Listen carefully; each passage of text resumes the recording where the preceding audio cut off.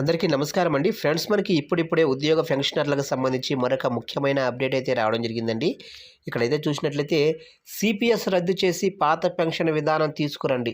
స్పీకర్కు విజ్ఞప్తి చేసిన CPS union రాష్ట్ర అధ్యక్షులు సీతాప్రాజ్ఞ. ఇక సిపిఎస్ను రద్దు చేసి ఓల్డ్ పెన్షన్ స్కీమును అమలు చేయాలని contributory pension scheme employees union రాష్ట్ర ప్రభుత్వాన్ని కోరింది.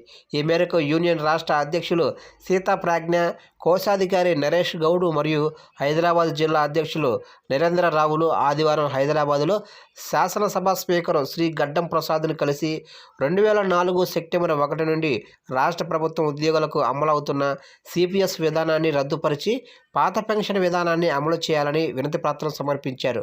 గత 20 సంవత్సరాలుగా సామాజిక భద్రత కరువై రిటైర్మెంట్ అయిన సిపిఎస్ ఉద్యోగ ఉపాధ్యాయుల కుటుంబాలు ఎందరో రోడ్డున పడ్డారని ఈ సందర్భంగా రాష్ట్ర అధ్యక్షులు సీతాప్రాజ్ఞ స్పీకర్కు వివరించారు.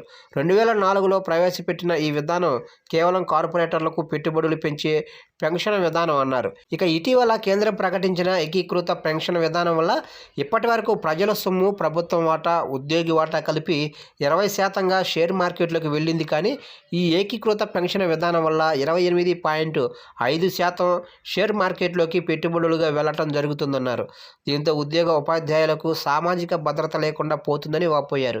గత ఎన్నికల్లో కాంగ్రెస్ పార్టీ పాత పెన్షన్ అమలుకు హామీ ఇచ్చిందని గుర్తు చేశారు. ఇచ్చిన హామీ మేరకు పాత పెన్షన్ విధానం అమలు చేస్తే రాష్ట్రంలో 2.5 లక్షల ఉద్యోగ ఉపాధ్యాయ కుటుంబాలు ఈ ప్రభుత్వానికి రుణపడి ఉంటారని తెలిపారు.